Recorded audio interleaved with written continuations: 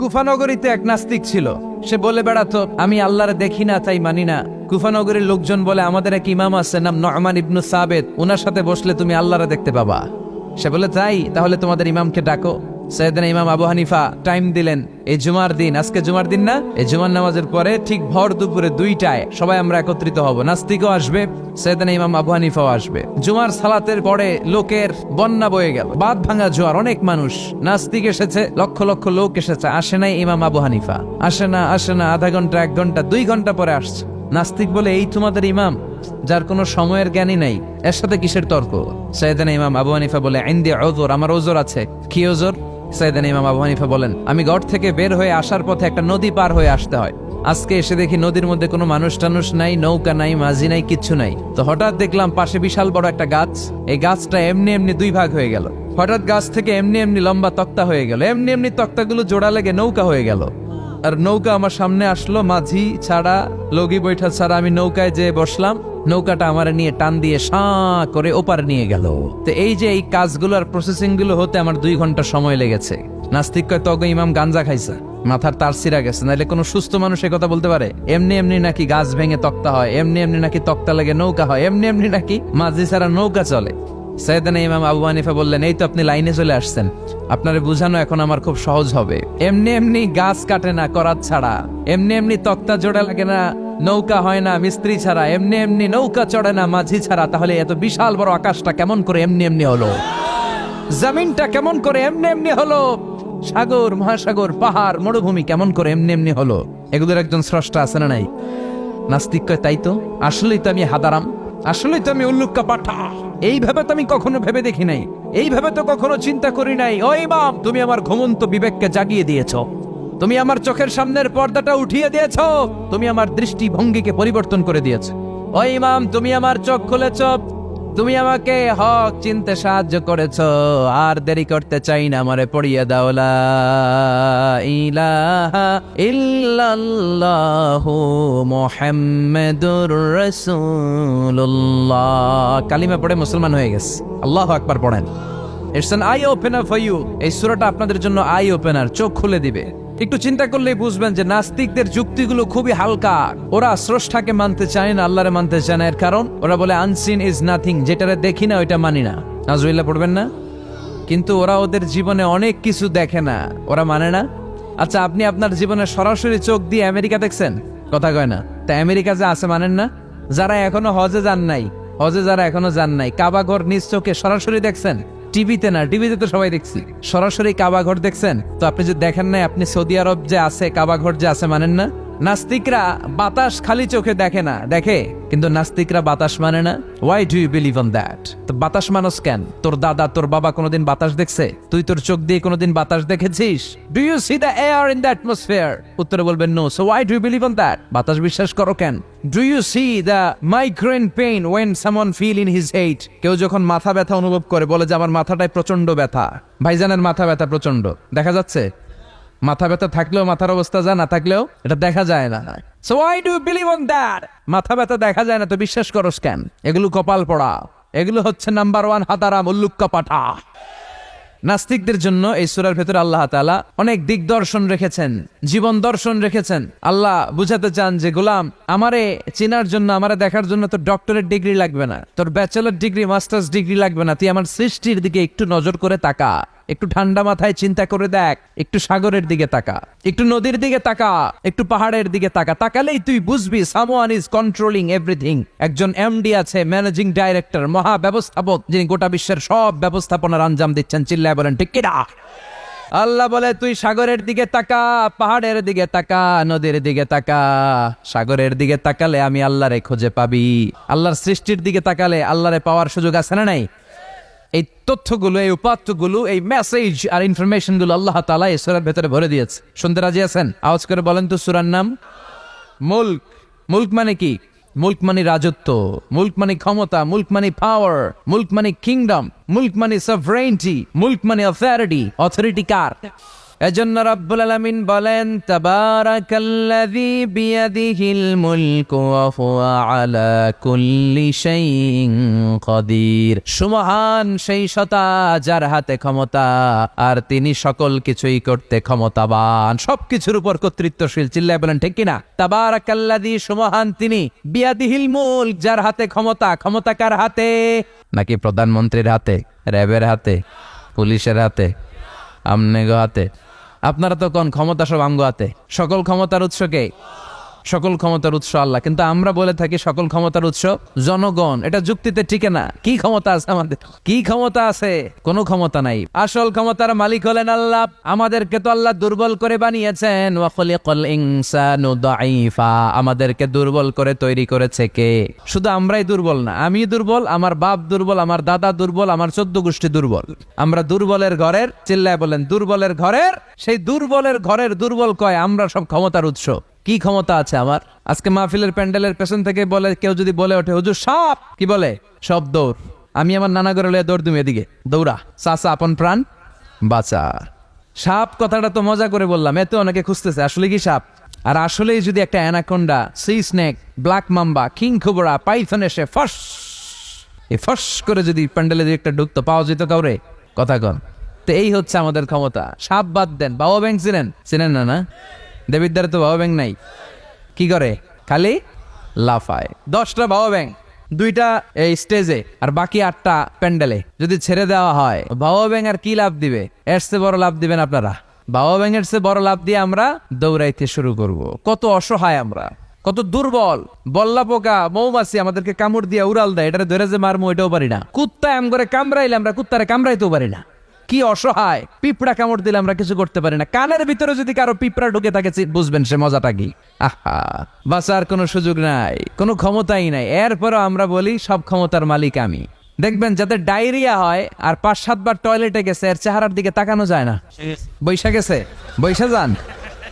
তো এই হইলো আমাদের অবস্থা। 5-6 বার টয়লেটে গেলে আর ওর দইরা দাঁড় করানো যায় না। কাই মরে যাইম, আরে সবাই মাফ করে দেন, আই আর হাইতান্ন, আমি পারবো না, আমার মাফ করে দেন। পারবি না কেন? তুই না ক্ষমতার উৎস। কথা কন। আসলে আমাদের কোনো ক্ষমতা নাই, আমরা দুর্বল। আসল ক্ষমতার মালিক একজন, চিল্লায় বলতে হবে তিনি কে? আমরা যে কত দুর্বল। ন্যাচারাল ক্যালামিটি অর ডিজাস্টার যখন হয়, প্রাকৃতিক দুর্যোগ, তখন নিজের অবস্থা খেয়াল করবেন। বন্যার সময় মানুষের কি অবস্থা হয়, ঠিক কিনা? ভূমিকম্পের সময় কি অবস্থাটা হয় আমাদের? রাত 3টার দিকে যদি ভূমিকম্প হয়, দৌড়, লুঙ্গি পইরা দৌড়, লুঙ্গি ছাড়াও দৌড়, আগে যান বাঁচাও। পাগল হয়ে যায়। বাচ্চাটারে কোলে নিয়ে দৌড়াবো, না স্ত্রীকে ঘুম থেকে জাগাবো, না ভাড়াটিয়াদেরকে উঠাবো, না নিজেই ছাদের উপর থেকে লাফ দেবো? ত্রাস, ভয়, ভূমিকম্প, সবাই দৌড়।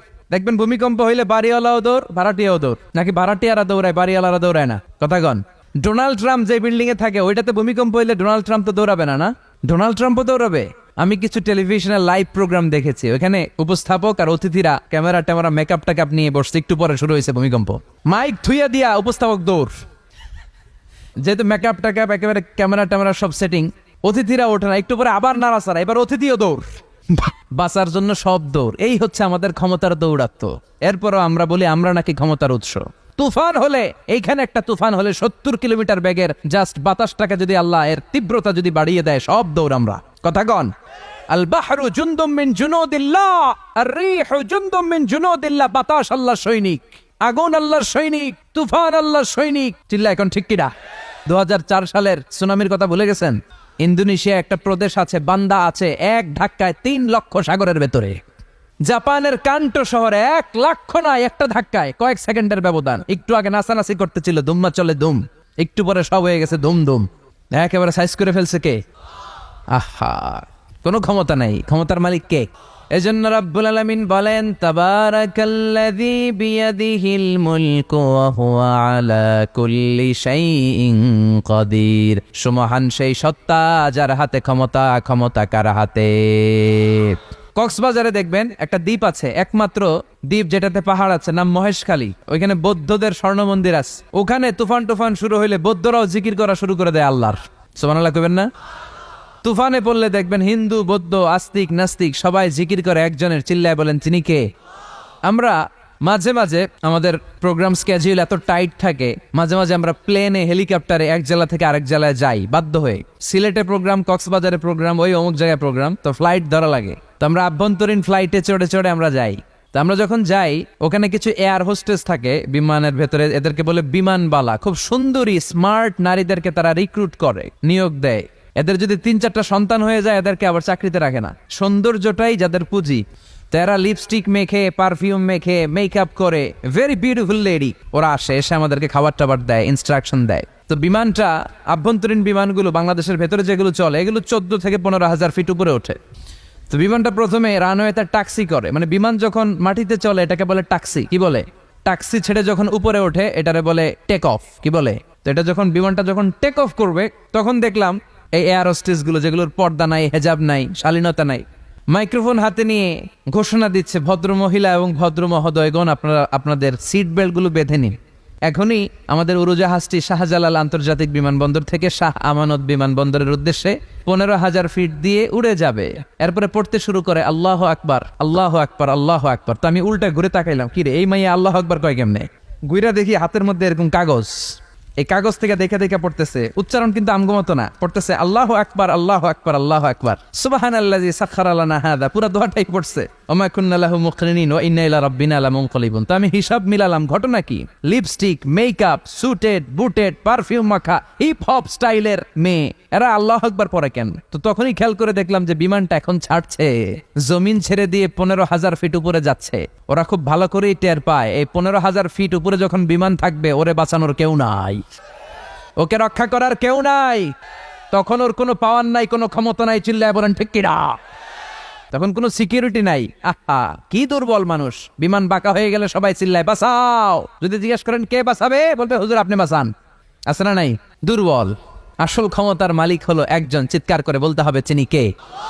এজন্য রাব্বুল আলামিন বলেন, তাবারাকাল্লাযী বিয়াদিহিল মুলকু ওয়া হুয়া আলা কুল্লি শাইইন কাদির। সমহান সেই সত্তা যার হাতে ক্ষমতা। ক্ষমতা কার হাতে? আমাদেরকে আল্লাহ ক্ষমতা দিয়েছেন, ঠিক, এটা সাময়িক, লিমিটেড, তবে আনলিমিটেড ক্ষমতার মালিক কে? এই যে আমাদের মাননীয় প্রধানমন্ত্রী শেখ হাসিনা নতুন টার্মের জন্য আসছে না? কয় বছর? 5 বছর। কোন দেশে আসে 10 বছর, কোন দেশে 15 বছর। তো এই যে আল্লাহ ক্ষমতার চেয়ারে বসে, আল্লাহ আসছে কয় বছরের মেয়াদে? কথা বলেন। 50 বছর, 100, হ্যাঁ? কয়দিন থাকবে উনি? আজীবন। রব্বুল আলামিন বলেন, হুয়াল আউয়ালু ওয়াল আখিরু ওয়াল যাহিরু ওয়াল বাতিন ওয়া হুয়া বিকুল্লি শাইইন আলিম। আল্লাহ বলে আমি প্রথম, আমার আগে কেউ নাই, ঠিক কি না? ওয়াল আউয়ালু ওয়াল আখির, আমি শেষ, আমার পরে কেউ নেই। আমি প্রকাশ্য, আমি গোপন, সূচনাহীন, অতীতকাল থেকে আমি আল্লাহ ক্ষমতার চেয়ারে বসা, সীমাহীন, ভবিষ্যৎহীন, শেষহীন, ভবিষ্যৎ পর্যন্ত ক্ষমতার চেয়ারে বসে থাকবে কে? আল্লাহ বললেন আমি প্রথম, আমি শেষ। প্রথমে কে? শেষে কে? তিনিই প্রথম, তিনিই শেষ, তিনি চিরকাল ক্ষমতার চেয়ারে বসে থাকবেন। চিল্লায় বলেন ঠিক কিনা? আবার পৃথিবীতে অনেক দেশে দেখবেন ডেমোক্রেটিক সিস্টেমে ক্ষমতায় আসে, মানে ভোটে জিতে, যেমন আমাদের দেশ। তা আল্লাহও তো ভোটে জিতে আসছে না? আল্লাহ ভোটে জিতে আসছে। অনেক দেশে মোনার্কি সিস্টেম, মানে রাজতন্ত্র, রাজার পোলা রাজা, আল্লাহর বাপ ছিল রাজা, এই জন্য আল্লাহও রাজা। এরকম আল্লাহ চিরকাল, আজীবনের মেয়াদ নিয়ে তিনি ক্ষমতার চেয়ারে বসা। চিৎকার করে বলেন ঠিক কিনা? আবার পৃথিবীর অনেক দেশে দেখা যায় আন্দোলন করে সরকারকে ক্ষমতার চেয়ার থেকে নামানো যায় কি যায় না? পৃথিবীতে এরকম হয়েছে না অনেক জায়গায়? আন্দোলনের ঠেলায় সরকার কয় আমি নাই। আবার মাঝে মাঝে মিলিটারি কু হয়, সেনা বিদ্রোহ, জানেন না আপনারা? তা আমরা পৃথিবীর 700 কোটি মানুষ সবাই মিলে যদি আল্লাহর বিরুদ্ধে আন্দোলনে নেমে যায়, তাইলেই তো আল্লাহর ক্ষমতা শেষ। যাবে না? 700 কোটি মানুষ মিলেও পারা যাবে না। আচ্ছা, জিন জাতি যদি বলে ও মানুষেরা তোদের সাথে আমরাও আছি, মানুষ জিন ভাই ভাই, আল্লাহর আর রক্ষা নাই, আল্লাহর গদি শেষ। আচ্ছা, ফেরেশতারাও যদি বলে ও মানুষ ও জিনেরা তোগুলোকে আমরাও আছি, 3 দলীয় মহাজোট, আল্লাহর চেয়ার উল্টে যাবে নাকি? কথা বলেন। আল্লাহ বলেন ওয়ালাম ইয়াকুল্লাহু শারীকুন ফিল মুলক, আমার ক্ষমতায় কোনো পার্টনার নাই।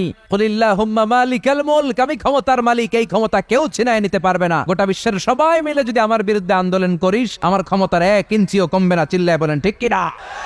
সে আল্লাহ বললেন তাবারাকাল্লাযী বিয়াদিহিল মুলকু ওয়া হুয়া আলা কুল্লি শাইইন কাদির। সমহান সেই সত্তা যার হাতে ক্ষমতা, ক্ষমতা কার হাতে? ওয়া হুয়া আলা কুল্লি শাইইন কাদির, তিনি সব বিষয়ে ক্ষমতাবান। ফাআলুল লিমা ইউরিদ, যা চান তিনি তাই করতে পারেন। তিনি কে? তিনি পাহাড়কে দরিয়া করতে পারেন, দরিয়াকে পাহাড় করতে পারেন, ধনীরে গরিব বানাতে পারেন, গরিবরে ধনী বানাতে পারেন, সম্মানিতকে অপমানিত করতে পারেন, অপমানিতকে সম্মানিত করতে পারেন। চিৎকার করে বলেন ঠিক কিনা? তিনি ক্ষমতার মালিক, সকল ক্ষমতার উৎস হচ্ছেন তিনি। সকল ক্ষমতার উৎস আমরা জনগণ। আর কোনদিন বলবেন? তাহলে চিল্লায় বলেন তো, সকল ক্ষমতার উৎস কে?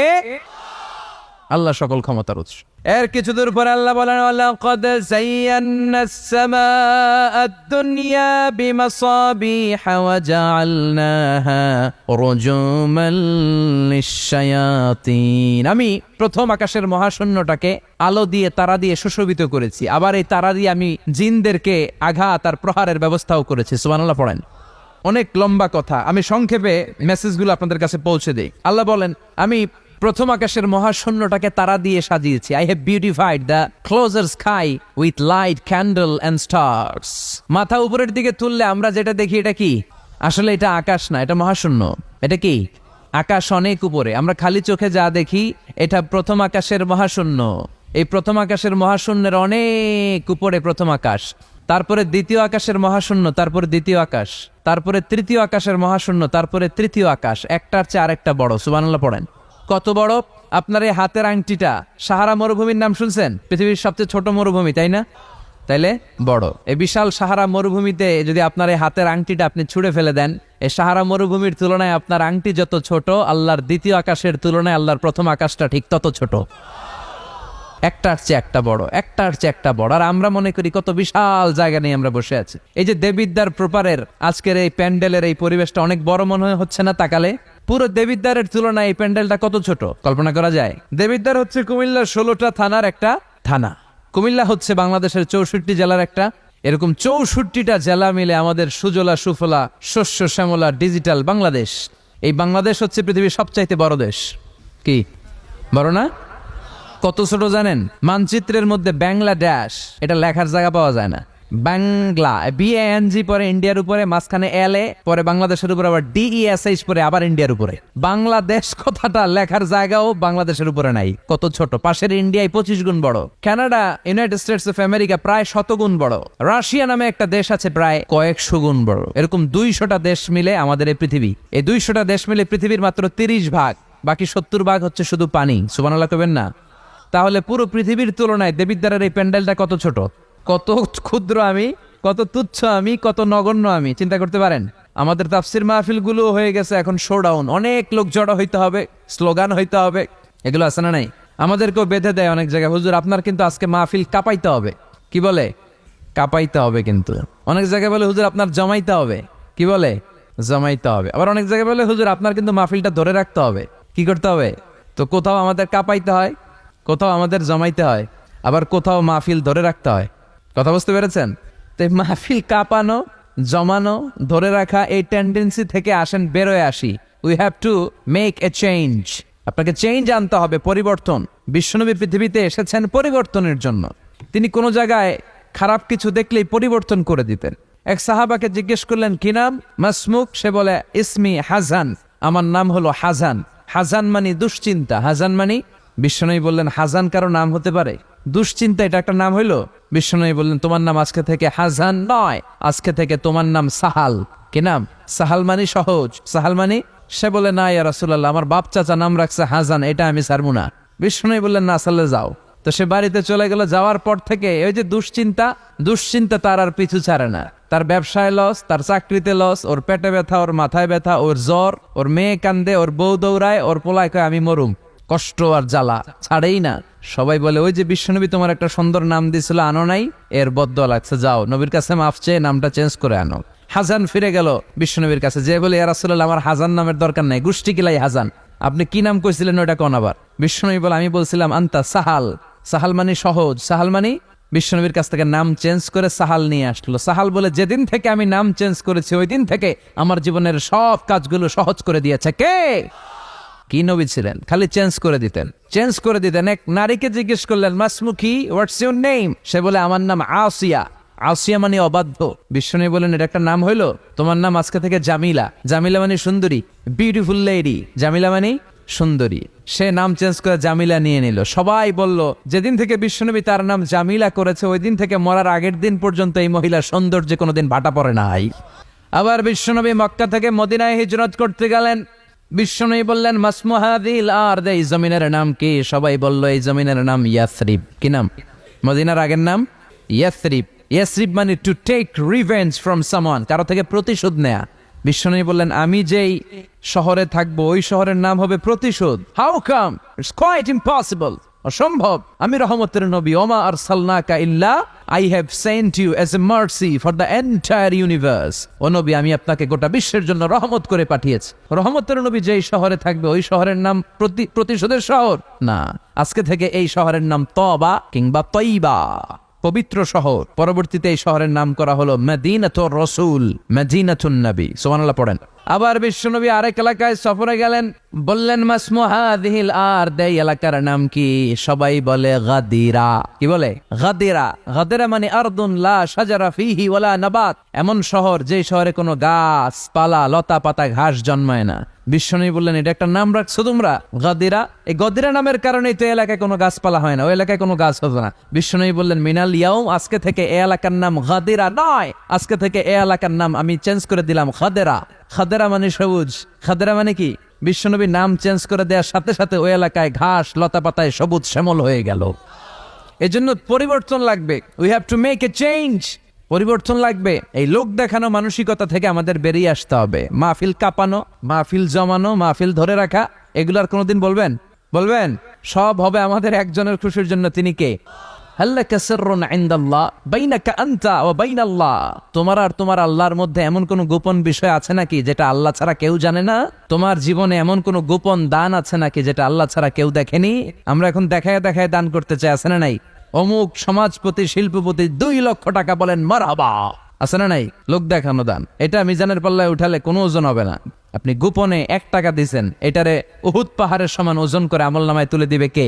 এজন্য সবসময় খেয়াল রাখবেন যে একজনকে আমরা দেখাতে চাই, আমরা দেখাবো একজনকে। তিনি কে? মানুষকে দেখানোর জন্য কিছু করা যাবে? আল্লাহুম্মা রযুকনা ইখলাস। আল্লাহ তুমি আমাদের ইখলাস বাড়ায় দাও। আর জোরে পড়েন আমিন। আমরা আজকে সূরাতুল মুলক থেকে কথা শুনবো। মুলক সূরার নাম কি? এই সূরার অনেক ফজিলত আছে। এই সূরা রাত্রিবেলা যারা তেলাওয়াত করবে তাদের কবরের আযাব হবে না। কবরের কথা শুনলে ভয় লাগে না? চলে যেতে হবে, কেউ থাকতে পারবো না। কিন্তু এই জিনিসটা আমাদের স্মরণেই আসে না। এত ব্যস্ততা, এত মায়া জাল, এত মায়ার জালে আমরা আটকে আছি। এত ব্যস্ত লাইফ, সকালবেলা অফিস, বিকেলবেলায় অমুক কাজ, তারপরে অমুক কাজ, একটার পর একটা কাজ চলতেই থাকে। এই ব্যস্ততার কারণে আমাদের জীবনটা সুপার বিজি লাইফ আমরা লিড করছি, আমাদের জন্য সময়ই নাই, কিন্তু চলে যেতে হবে। এজন্য সাইয়েদনা ওমরে ফারুক বলতেন মুতু ক্বাবলা আন তামুতু, মরার আগে একবার মরো। হাসিবু ক্বাবলা আন তুহাসাবু আলাইকুম, তোমার হিসাব নেওয়ার আগে তুমি তোমার একবার হিসাব নাও। আমাদের প্রত্যেকের নিজের একটা হিসাব আছে না নাই? কথা বলেন। নিজে খাতা কলমের মধ্যে একটু লিস্ট করবেন যে আমি জীবনে এই ভালো কাজ করেছি, এই খারাপ কাজ করেছি, আসলে আমার অবস্থানটা কই হওয়া উচিত। নিজে খাটের মধ্যে একবার শটাং হয়ে মরার মতো শুয়ে থাকবেন, ভাববেন যে আমি মরে গেছি। ভাবেন না কি হবে? ছেলেমেয়েরা কান্না করবে, আত্মীয় স্বজন কান্না করবে, মাইকে অ্যানাউন্সমেন্ট হবে অমুক এলাকার অমুক ভাই আমাদের মাঝে দুনিয়ায় নাই। বিশাল দেবিদ্বারের ময়দানে আপনার জানাজা হবে, খাটিয়াতে করে নিয়ে যাওয়া হবে। শুয়ে শুয়ে ভাববেন আগে থেকে খুদে রাখা কবরে আপনাকে ফেলে বাঁশ দিয়ে উপরে মাটি চাপা দিয়ে চলে আসবে। অন্ধকার, শুধু অন্ধকার। এই অন্ধকার যেন শেষ হতে চায় না। This is the nature of life. এই তো জীবন। কথা বলেন ঠিক কিনা? এগুলো ভাবার দরকার আছে না নাই? বিষ্ণু বললেন এই সূরাটা এমন সূরা মানিআতুন মিন আযাবিল কবর। এই সূরা মুলক যারা তেলাওয়াত করবে তাদের কবরে কোনো আযাব হবে। আজকে থেকে সূরাতুল মুলকের তেলাওয়াত করা যাবে? পারা যাবে। আসেন না নিজেদেরকে একটু পরিবর্তন করি, আসেন না নিজেদের আমলের ঝুলিতে আরো কিছু বাড়াই, নিজেদের আমলগুলোকে সুন্দর করি, নিজেদেরকে আরেকটু পরিচ্ছন্ন করি। প্রতিদিন রাতে সূরাতুল মুলক তেলাওয়াত করবেন ইনশাআল্লাহ। কইতে পারলেন না? 2 নম্বর ফজিলত শাফাআত লি সাহিবিহা। এই সূরা যারা তেলাওয়াত করবে এই সূরা তেলাওয়াতকারীর জন্য আল্লাহর কাছে সুপারিশ করবে। 3 নম্বর ফজিলত খাসামাত আন সাহিবিহা। এই সূরাটা কিয়ামতের দিন এই সূরার তেলাওয়াতকারীর পক্ষে আল্লাহর সাথে তর্ক করবে, ডিবেট করবে। কতক্ষণ? হাত্তা আদখালাহুল্লাহুল জান্নাহ, যতক্ষণ না আল্লাহ তাআলা এই লোকটাকে জান্নাতি বলে ঘোষণা না দেয়। আল্লাহ যতক্ষণ অ্যানাউন্স করবে he is from paradise, he will enter the paradise, আমার এই বান্দা জান্নাতে ঢুকবে, এই সার্টিফিকেট দেওয়ার আগ পর্যন্ত এই সূরা সামনে দাঁড়ায় আল্লাহর সাথে তর্ক করতেই থাকবে। আবার বিশ্বনবী বলেন, মান কারা বিহা ফি লাইলাতিন ফাকাদ আকসারা ওয়া আতাবা। রাত্রি বেলায় যেই ব্যক্তি এই সূরাটা তেলাওয়াত করবে তার রাত্রিটারে বরকতময় করে দিবে কে? এজন্য বিশ্বনবী বলতেন, আমি চাই আমার প্রতিটা উম্মতের হৃদয়ে এই সূরাটা গাথা থাক। আমার নবী চাইতেন আমাদের অন্তরে যেন এই সূরাটা মুখস্থ থাকে। আমরা চাই না? 30টা মাত্র আয়াত। কয় আয়াত? সবাই বলেন কয় আয়াত? প্রতিদিন এক আয়াত মুখস্থ করলে আমাদের পুরো সূরাটা মুখস্থ করতে লাগবে কয়দিন? 30 দিন। এক মাসের চেষ্টায় এই সূরাটা মুখস্থ করা যাবে না? দেবিদ্দারের ভাইয়েরা, করা যাবে? আওয়াজ করে পড়েন ইনশাআল্লাহ। এই সূরার মাহাত্ম্য হচ্ছে, এই সূরা আপনার দৃষ্টিভঙ্গিকে চেঞ্জ করবে, আপনার চিন্তার জগতে আন্দোলন তৈরি করবে, আপনার চোখকে খুলে দিবে, আপনার ঘুমন্ত বিবেককে জাগিয়ে দিবে।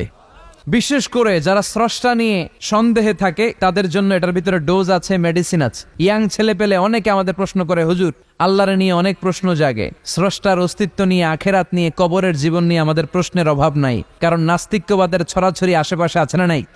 ইয়াং যারা আছে তোমাদেরকে একটা বই পড়ার সাজেস্ট আজকে আমি করে যাই। বইটার নাম অনেকে জানে, প্যারাডক্সিক্যাল সাজিদ। কি নাম? লেখক হচ্ছে আরিফ আজাদ। লেখক কে? আরিফ আজাদ। বইটার নাম প্যারাডক্সিক্যাল সাজিদ। গত 21শে বইমেলায় এটা দ্য বেস্ট সেলার হয়েছিল, এজন্য নাস্তিকদের মাথা গরম। কথা বলেন। এই বছর সে আরেকটা বের করছে, প্যারাডক্সিক্যাল সাজিদ 2। এটা গতকাল থেকে বইমেলায় পাওয়া যাচ্ছে, 21শে বইমেলায়। এই প্যারাডক্সিক্যাল সাজিদ 1, প্যারাডক্সিক্যাল সাজিদ 2 প্রতিটা যুবকের সাথে সাথে রাখার দরকার, ঠিক কিনা?